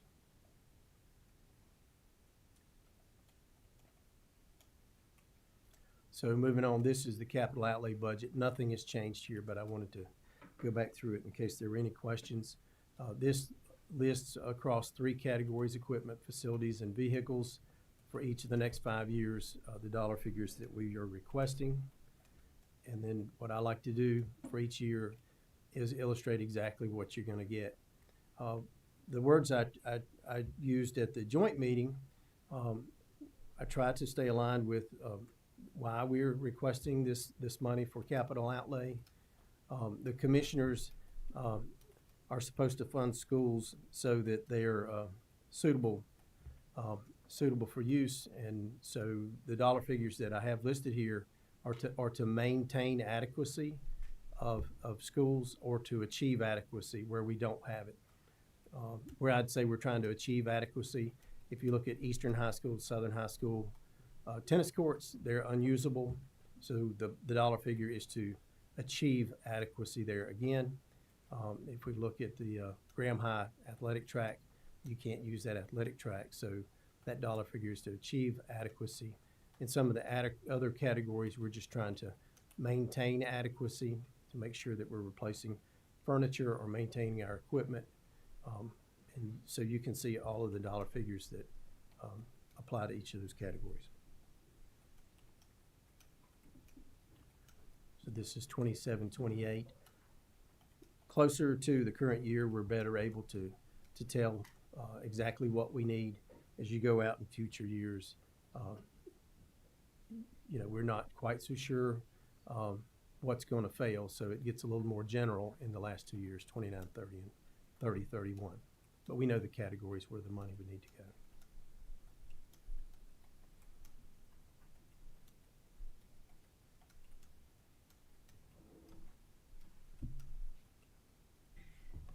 Thank you, Mr. Hook. Before we entertain questions or comments from the board, Dr. Fleming wants to add something. Thank you, Madam Chair. I just wanted to make sure, there's those things that pop in your head. So, okay, I want to make sure they understand this. Scenario 2 is really what we want, because we are very hopeful that March 2nd at 8 a.m. or 9 a.m., whatever it is, 9:30, the commissioners will approve moving the existing bond funds to cover a large portion of our capital needs. And I say that because you would think, well, that's pretty easy to do. But I know we've got one commissioner in here, and we don't have 5 or 4 others. But I do want to urge our commissioners to move quick on this, because we have a budget we have to create. that we then pass on to the commissioners. And so this is really what's, I don't want to say holding up, but once we can check that off, then we know we can go with scenario 2 and move forward. And so I just say to the board that I hope Mr. Hook doesn't walk back into this building Monday morning and says, they're going to do it at the next meeting. Because sometimes it's easy to kick the can down the road, and this is something we really have got to get checked off so that we can move into this scenario 2 and get into the safety and ultimately get into the life safety stuff as well. So I just say that for what it's worth. I felt called to say that we have got to get this passed Monday, and I know it's fun to ask a lot of questions. You know, you look smart when you ask a lot of questions, and then you want to delay it. But we need this approved. Thank you, Dr. And Fleming. you are smart. Questions or comments from the board? Yes, Dr. Hall. I just want to say thank you for laying out a clear picture as far as what we need to do and what the needs are. I think it's really helpful for us to see. We know that there's a need there. And like you said, you could have gone on and on about the different HVAC units that are, about to, are way past their prime. I think it's helpful to see that. I also want to say thank you for addressing safety concerns as being the top priority for this bond funding, because I think that's something that's really important that we all know that we need to have. We need to have safe schools so that people can be successful in there. My one question is around like the roofing replacements, and I noticed that there was like 4 years out, there was like a $7 million as opposed to some of the other ones are $2 or $3 million. Why? I mean, it's roofs are guesswork, right? But why not try to balance those out more evenly across the time span that were there? And I also say that with knowing that was the year that we're hoping to build a new middle school. Mm-hmm. So overall, that would be a lot more capital expensive to try to balance it out a little bit. Well, you are correct. Just hate to take a roof off that's not leaking. So the roof study that was done by the engineer provided to commissioners, it was based somewhat on the number of reported work orders, based on leaks, based on inspection, visual inspection by the engineer, and also based on age. So, it is ironic that South Graham and Turrentine fall in 29-30. There are facets of Turrentine that, could be done a lot sooner. Part of the problem that we have now across a great number of years, many years, the budget was not such that you could do complete school roofs. So they were going in doing roof sectors, which creates a very difficult to manage situation when you go in to a school. For example, we've talked about Eastern High in this room. You might have 11 buildings. But even on some of the buildings that look like they're one building, they have multiple roof sectors. The end of the useful life for Turrentine and South Graham just happens to fall in 29-30. You could, pull off early, but I wouldn't delay. So that's just the way the numbers fall. And I did look at that, and I do want to comment on your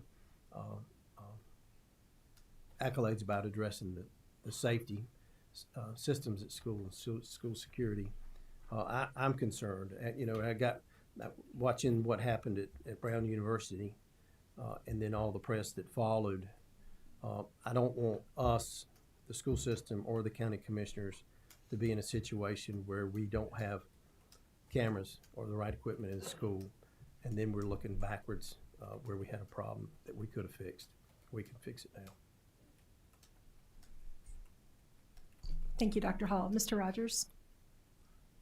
Speaking on the school safety piece, when in the slide where it says weapon detection system at all sites, that just to make sure that the public is aware, that's meaning all of our school sites where people are going into buildings.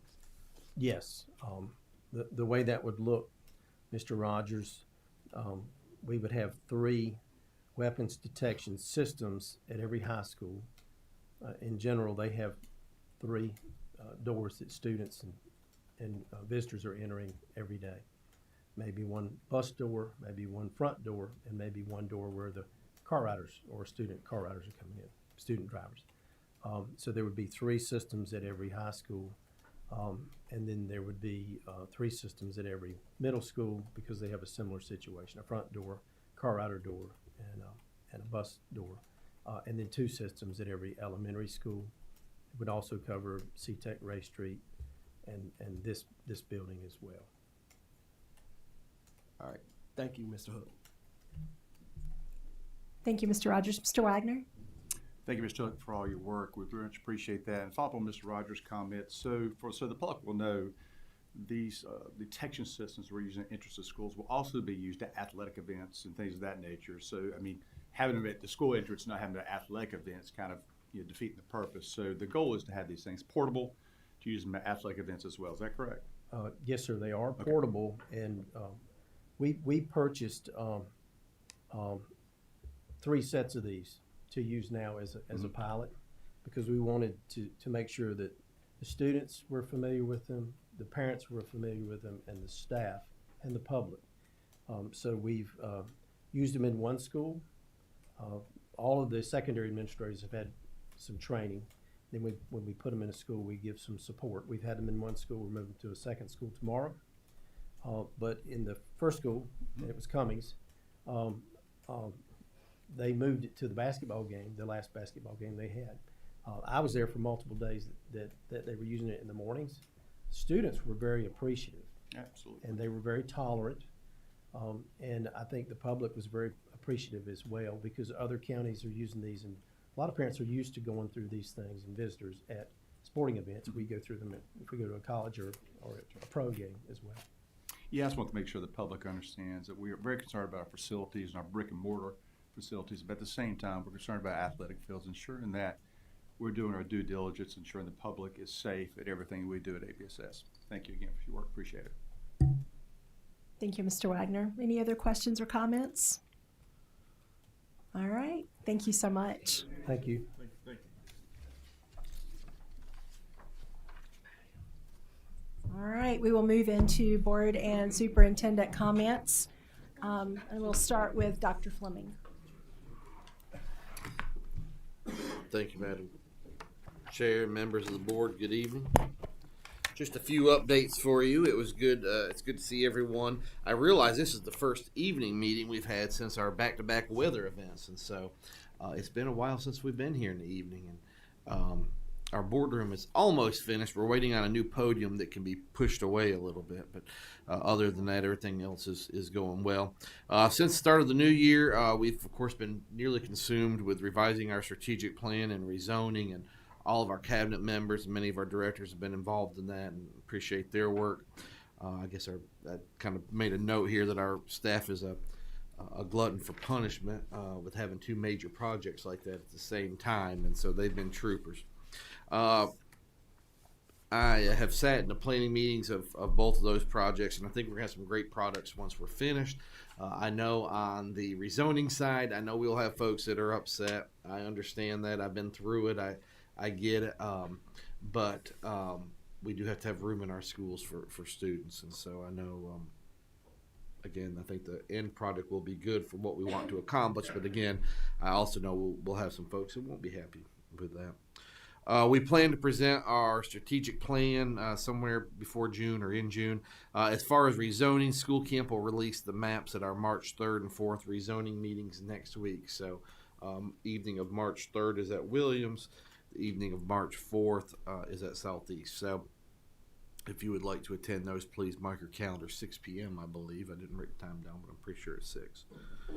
In your email, I believe, from Ms. Blackwell's office, you received a document with graduation dates and a graduation sign-up. If you'll mark those dates you plan to attend, we'll make sure that we have regalia if you need it. We'll make sure you have a seat on the stage, and I know our schools are starting their planning of the stage, and so I just want to make sure that they account for you being there. We'll have our kindergarten registration fair on March 7th at 10 a.m. at Holly Hill Mall. And so you'll see a bunch of rising kindergartners hopefully running around, and we'll be getting them registered. So if you'd like to attend that, I'm sure I will see you there. And just as a reminder, our next meeting will be our March work session on Tuesday, March 10th at 12:30 here in the boardroom. That's all I have, Madam Chair. Thank you, Dr. Fleming. Any questions for Dr. Fleming? All right, who wants to go next?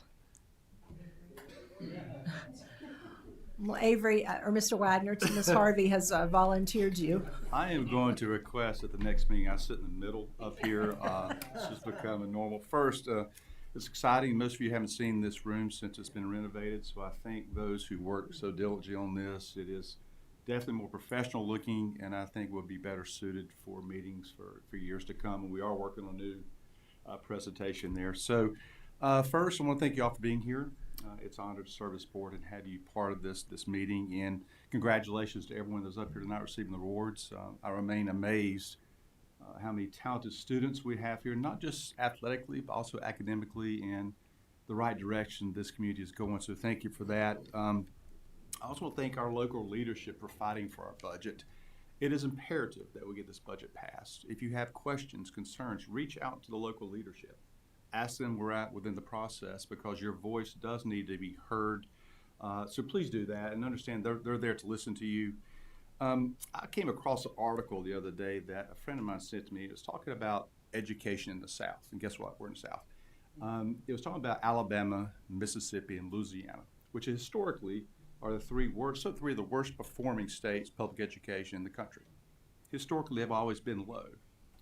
Since 23 and 24, they have initiated 3 separate programs to ensure the schools are improving: accountability, data, and truancy. Accountability, data, and truancy.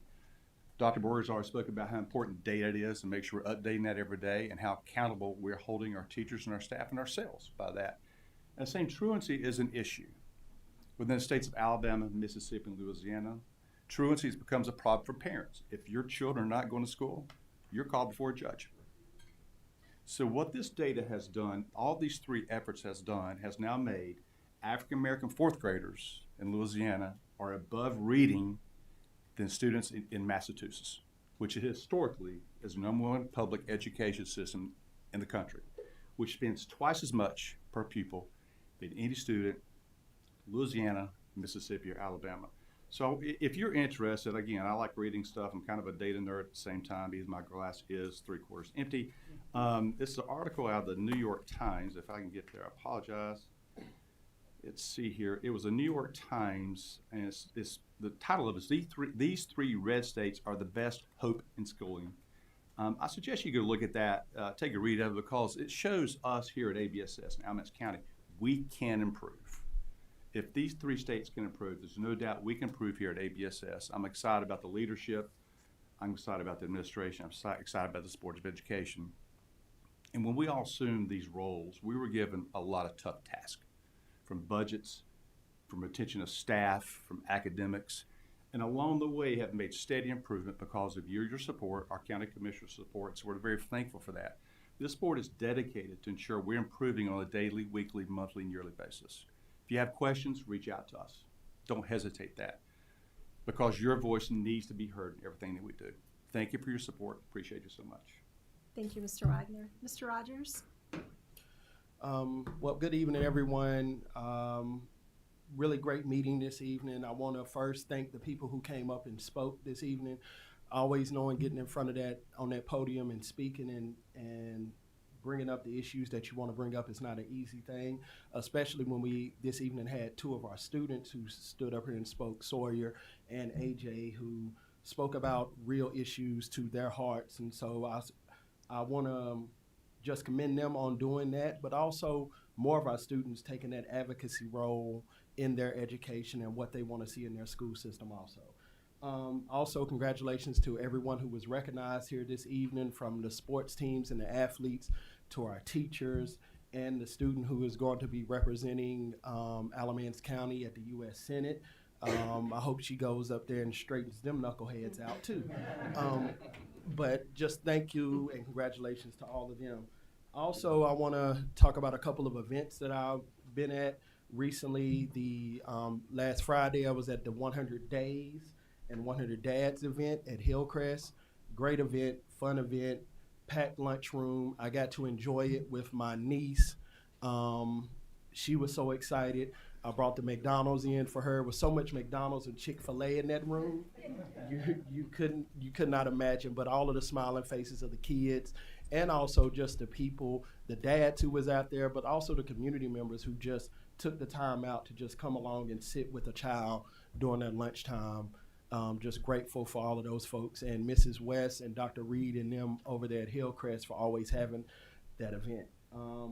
Also, I got to do the Reality of Money event down at the early college, which is always a fun event because of the fact that it gives our students various scenarios of who they are in life. Like some of them came through, I think one was a barber who was single, and they was telling him how much money he made, and you have to go by and seek out insurance, a car, all of these various things. And then me, I got to work at the end where I was the next payday and just talking to them about the experience. And a couple of them was talking about, I did not know kids cost this much. And I told them, I said, well, you need to go back and talk to your parents. I bet you they can tell you a lot more about how much kids cost. But they were like, yeah. And then one young lady, she was talking about, yeah, my husband, I need for him to get a better job. And I was like, dang, like it's tough out here, the plight of a man. But anyway, that's just a great event, and I feel like it gives real life scenarios to our students, so I always enjoy being a part of that. And then also, I just want to say happy Black History Month. It's been turned into an annual thing for me up here on the board. Whenever we have this evening meeting, that I usually dedicate my outfit that evening to Black history. And so my shirt that I'm wearing up under this says I am Black history, because Black history is very much a part of American history. And it is a thing that should always be celebrated. It is a thing that should be taught in our schools. It is a thing that a lot of our students throughout our county, state, and nation need to learn, because there's a lot of great history that's done came from Black history. And being a student who graduated from North Carolina A&T State University, and thinking about on February 1, where 4 freshmen sat in and started a whole movement that's always going to be with me and always a part of my history.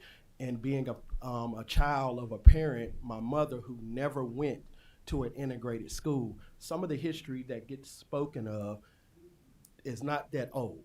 It is really not. And so I think a lot of people need to just take time, especially in a time today where I feel like there are folks who are trying to erase what Black history is, that we need to embrace what diversity is throughout our communities. Diversity looks totally different. It's not just one race and a different race. It can also be various cultures. It can be farmers and urbanites. It can be so much. And embracing that is what I feel like makes America the nation that it is, because we are a true melting pot of so many various cultures. So I just wanted to bring that up also, and give a shout out to the African American Cultural Arts and History Center over at the BMOC, Mr. Shields and Shanice Sellers over there, taking that vision of Shanice's mother, Jane Sellers, and bringing that to life. Please visit that place. It's so much history that you can learn that happened just here in Alamance County. And a part of that history even is a part of Alamance Burlington school system. So thankful for that place. And then also a shout out to the people who worked so hard at the McCurry School years ago, like Dale Aaron, Patsy Simpson. I think Pam, you was a part of that, and just other people who helped out with that whole project. That's another thing that is history in Alamance County that is a part of Black history. So thank you, and hope everyone has a great evening. Thank you, Mr. Rogers. Dr. Parker? Great. So first of all, I'd like to say congrats to the teachers and the students and the PLC teams for their hard work and great results with the EOC results that we have presented today. It's well earned, and good job. The second thing I had was, I think this is the first evening meeting since the district science fair, and then the regional science fair. I will say that our Eastern had a tremendous showing thanks to Medora Bergsol, as far as I think encouraging, forcing students to do a project. A lot of them went on to regionals, and I spoke to all of them there. I tried to get a group picture, but was not successful. The district science fair is one of the best parts of being on the board, and I make a point to go every year. And I will say that there, with all the weather and everything, so I went to the Region 5 fair, and I spoke to many, not quite all, the ABSS students. And I will say I want to acknowledge Erica Bauer, because I don't know how many hours she put into it, but it was a lot as far as supporting our students getting there. And is it the right paperwork? And no, you should have done Form 1A instead of 1B kind of thing. And it was a tremendous effort. I'd like to say thanks to all the people and organizations who made gifts to the district. I'm not going to read them out, but they're on the website, and I encourage you to take a look. Congrats to the Western men's soccer team again, and Miss Bentley for diving again. And I guess the last thing is best of luck to Southern Middle School and Western High School. They're going to Carowinds. Bless. All right, thank you. Thank you, Dr. Parker. Ms. Harvey? First of all, good evening to everyone out here tonight. First of all, well, not first of all, because we're about to do the second thing. Thank you to everyone who is here tonight, who is here to support the board and what we do, who is here to listen and get all of the great information that is given out. Huge shout out to the recognitions tonight. Ms. Steinke from Andrews, Caroline from Williams, Western soccer team, Michaela Bentley from Western, and Madison, who's teaching at Graham High. Great things that they're doing within ABSS. Thank you to those who came out for public comments. I'll say it a million times. It is not easy to stand at that podium and speak, and not only speak, but speak from your heart. You know, sometimes we're worried about what the people out in the audience might think or what the people in front of you might think, but you can't. You know, you have to speak on the things that matter to you. So thank you for coming up and speaking on those issues. I just want to say, you know, thank you to our students who show up every day. Some days it's not easy to show up, but you show up. Thank you to our teachers who show up every day. Again, it is not easy to show up, but you show up. Thank you to our bus drivers who get up super earlier than I do every morning to go around, pick up our students, make sure they get to school safe, make sure they get to school on time, and make sure that at the end of the day, someone is saying, hey, how you doing? Or have a great day, or have a good school day. So I appreciate all that you do. Thank you to our administrators who sometimes go in our schools not knowing what the day may bring, but they go in those schools ready each and every day for what challenges they might face. And I just want to say thank you from the bottom of my heart for all that each and every one of you do. Thank you to the cabinet members. You might not think you do a lot, but you do a lot, and we appreciate all that you do. You make what we do so much easier. So thank you so much. Happy Black History Month. Whether you want to believe it or not, Black history is a part of history. Thank you to the people who spoke about it. Thank you to our ancestors, our people who made Black history a part of history. Again, thank you so much to the community for always showing up for us, for always believing in us, for those great words that sometimes we need to hear, you know, because we don't always hear that the board does a good job. But when you hear the members of the community say, thank you for what you're doing, this is one of the best boards I've seen in a long time. It means so much. So I just want to say thank you from the bottom of my heart for all that each and every one of you do. Thank you. Thank you, Ms. Harvey. Dr. Hall? As we get farther and farther, it gets harder and harder to come up with new things, but just appreciative. I think today's meeting, I think, really epitomizes like the direction that we have the future in thinking, being forward focused, future forward focused, thinking about creating safe environments for our students to go to school in. And it starts in the physical space by thinking about security, but then it's okay, next we got to continue to build on making sure it's a psychologically and socially safe space so that they can be successful. we continue to give them quality buildings to go into with a plan that we've set out to be able to think about that will lead to success, right? We saw a glimpse of what the future holds here, and I'm holding Dr. McWhorter to 15% over 3 years. But the future is bright. We are doing the things that should be done. We're thinking for the future. We are planning like we want to be successful. And I think that's what we're doing, and I think that's what we'll continue to do. I want to give a shout out to Dr. Fleming for his all hands on deck initiative about getting in attendance, and this goes back to Avery's comment. What's that? That is student services. I Okay. have to give them credit for that. The messaging came out, and but our communications team. but I think it's a great effort. It's going back to Avery's point about trying to get people in the classroom to be able to be successful. We know you're not going to be successful if you're not going to be there, but the communication aspect. I saw that continue on with the principal of my children's school and saying this is important and this is why it's important, and just over and over and over. That messaging is important, so we know why we want them to be there. We know it's important, but the more effort that we can do that. So I'm really grateful for all the people in this room, everybody in here. We all have the same vision of success for Alabama's Burlington school system, and I just say thank you. Thank you, Dr. Hull. Mr. Engel? It's my turn. Looking at just the entire picture, look at these young people we had in here tonight, folks, and just the accomplishments that they have made. Look at these young teachers. It's just amazing.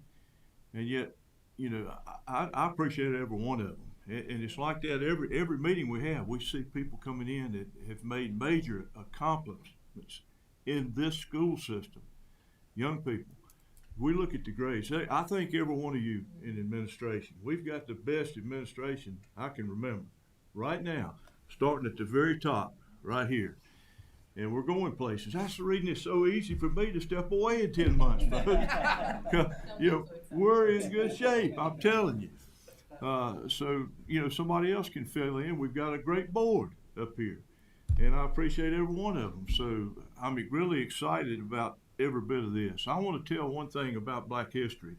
When I started school, we integrated. I was actually in school in 1965. At Gibsonville High School, we integrated, and I had one African-American teacher. His name was Mr. Sanford. He taught chorus, and he taught me something in life, something that was probably the most important thing I learned in high school. He had one bass singer. Guess who it was? Me. And so I was scared to death to get up in front of a crowd. And he taught me this. He said, Dan Engel, you can do anything in your life that you set your heart to do. And he kept instilling that in me. And guess what? It stuck. So I thank Mr. Sandifer and just what he meant to me. Now, with that being said, I want to get back to just what's going on with the school system right now. I'm so happy with these scores tonight, just as all of us are. We don't need any negativism. We got one person on the county commissioners. He needs to learn to be positive. He's just too negative. Things like functionally illiterate. Did y'all see any of that in here tonight? Or how about this one? Abysmal discipline. We've got over 20,000 kids, 22,000 I think it is, in ABSS. As a police chief, I knew that when you've got 5,500 people in a town, you're going to have a few knuckleheads, right? Well, that's the reason we're putting in these, what we're doing as far as safety measures in the school system for those knuckleheads. But that doesn't mean that we have a abysmal disciplinary problem. That doesn't mean that, folks. We just have to be ready for the ones that want to act up, and that's what we're doing. I go into these schools. I like to know just how many schools he went into. I bet it's not over just one or two. He says, well, I've been in these schools, this, and that. I'd really love to know that. But I'm going to come down now. I've said enough about that. I'm just not happy about that, and it needs to stop. I'll leave it at that. And you can pass that on to Mr. Thompson. I know you do, and I appreciate that. I really do. Just a quick comment, Mr. Engel. To lighten the mood, can you give us a solo? I mean, somebody singing Lordy Kumbaya. Somebody singing Lordy Kumbaya. Thank you, sir. Was that face enough?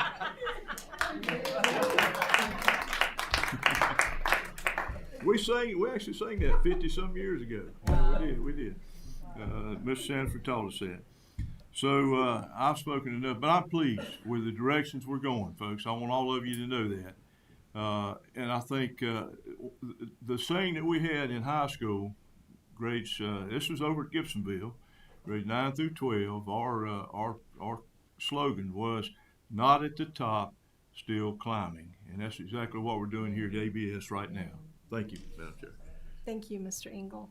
I think Ms. Harvey wanted to add one more thing. I'm so sorry. I did want to give a huge shout out to Coach Donnie Davis and the Cummings women's indoor track team. And I just wanted to read 2026, of course. It marked their 13th indoor state title and an incredible 32nd state championship overall for girls track and field. So huge shout out to them and the track team over there. And Coach Davis, who has been there, it seems like, for forever. We appreciate all that you do, and we appreciate the girls track team and all the hard work and effort that they put in each and every day.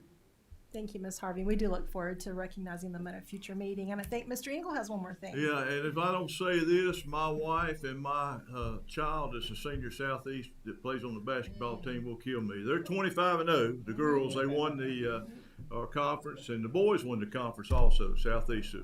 Shout out to them. Thank you. Thank you, Mr. Engel. We look forward to having them at a future meeting to recognize them. Anybody else? We good? Okay. I'm done. Okay. I didn't want to follow you anyway because you were singing, so I let Tamika go. So this is the first evening meeting that we've had where board members have an opportunity to comment, I think since before Christmas. So I just want to first pass my condolences to obviously the family of Mr. Paisley that we lost at the end of last week, but also the family of 2 students that we lost over the holidays, one that we lost last month, and then I understand that we lost a staff member out of our arts community, our band family. So just wanted to share that. This is the first opportunity that we've had to do that. And okay, so committee work. I am serving on the Community Coalition to Prevent Substance Misuse, which is one of the committees. All of us serve on committees as board members, as liaisons, to represent the interests of students in a district. And we are working on, with Dr. Fleming and Student Services, it's a survey that we do in our middle schools for drug prevention, substance prevention. It's got a lot of really good information, and it feeds us data to understand when we talk about school safety, what are the areas that we need to concentrate on. So I'm excited to hopefully have that coming out maybe in the spring this year. So excited with that work. Justice Advisory Council meets next week. And I'm also excited that we have resumed our board chair and vice chair meetings with the commissioner chair and commissioner vice chair. We're joined with superintendent and then county manager York. So those were kind of put on pause last year, and we've picked those back up when Ms. Allen took over in December. So we had our first one last month, and we meet tomorrow. So excited to have those little small huddles once a month where when we bring things to the Board of Commissioners, hopefully we make Greg's job a little bit easier because they've kind of, they know what to expect. And we've kind of walked through that. Around the district, I was able to attend the redistricting listening session at Southeast. It was interesting to sit as community and parents explored the rezoning project that we've got coming up with school camp. It was interesting to hear a lot of that feedback, not just as a school board member, but also as a parent. I attended the 28th year of the DARE tournament. I remember when my own kids played in the DARE tournament, not to give my age, but that was nice. A lot of nail-biter games, kind of like the Duke Carolina game. It was really a lot of fun. Went to the district middle school wrestling tournament. That was also very interesting. Like Seneca, Tamika and I did the ABEC at the Alamance Burlington Early College, the Reality of Money that state employees does every year. So shout out to Rose Brown at State Employees and to Miss Russell at ABEC for bringing that to our students. And like Seneca said, it was I was in the housing department with Tamika, and Jacob Countess from Central Office was there with us, as well as Dr. Davis and some of the others that volunteered from here. And they would buy a house, and then they'd have to come back. And they couldn't buy the house now. They had to change and buy a different house because they spent too much money on their car or their credit card or their kid. I asked one little girl came up and she said, "Well, I've got 2 kids, so do you have pictures of them?" She just kind of looked at it. She's like, "What?" It was fun for them to literally see that reality of money. So I thought that was interesting. Shout out to Terry Drummond, who was with us earlier, and Lindsay Kress for their partnership with Alamance Casual Builders. That's another organization that I serve with. And CTE Week was a couple weeks ago. We were able to go to all of our high schools that have our carpentry programs, and we partner with, and they are building tables, and I'll never pronounce it correctly, Adirondack chairs? Adirondack chairs. Sorry. So excited about that. The interesting thing was when I got to Graham High School for the visit, like a proper board member, I went through the office to check in, and they were on a lockdown drill. So I kept hitting that little bell, and nobody was coming. And there was a student that had arrived, and she was sitting on the bench, and I just kept hitting the button. And she finally said, "Ma'am, they're in a lockdown drill." And I turned back around, and the office is completely dark. And there's a big thing on the door that says lockdown drill or lock in process. I was like, "Oh, okay." It was very interesting because obviously it was unplanned. And as 2 or 3 other parents arrived, I was telling Dr. Fleming and Mr. Hook, and then Mr. Hewlett, our safety man, I'm not sure what his official title is, safety man, how impressive it was, because there was nobody on campus moving. It was really impressive. And I think the 3 parents that were there to pick up their children or drop something off, they too were impressed. So kudos to Mr. Hook and Craig and his team. Great segue into, that was National SRO Appreciation Day last Sunday.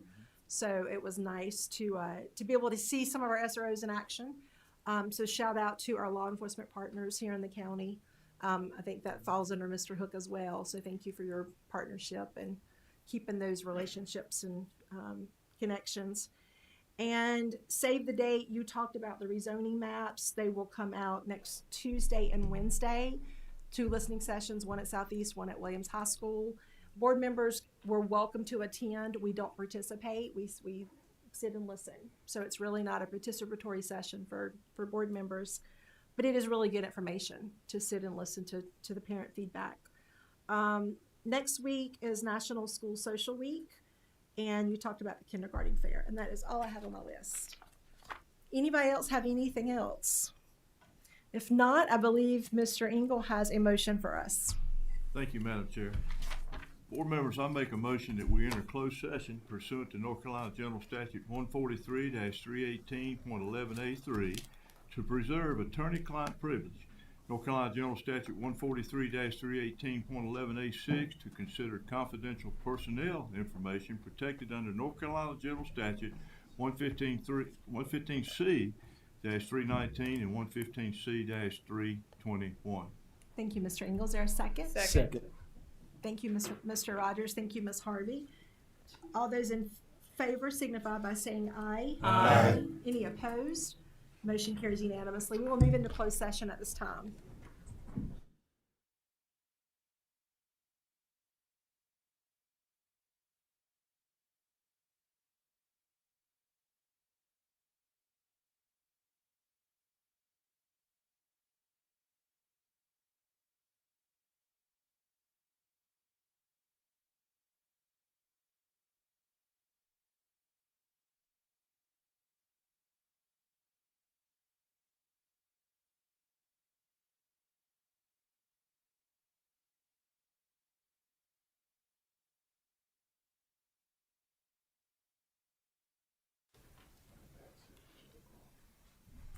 We are back in open session. Ms.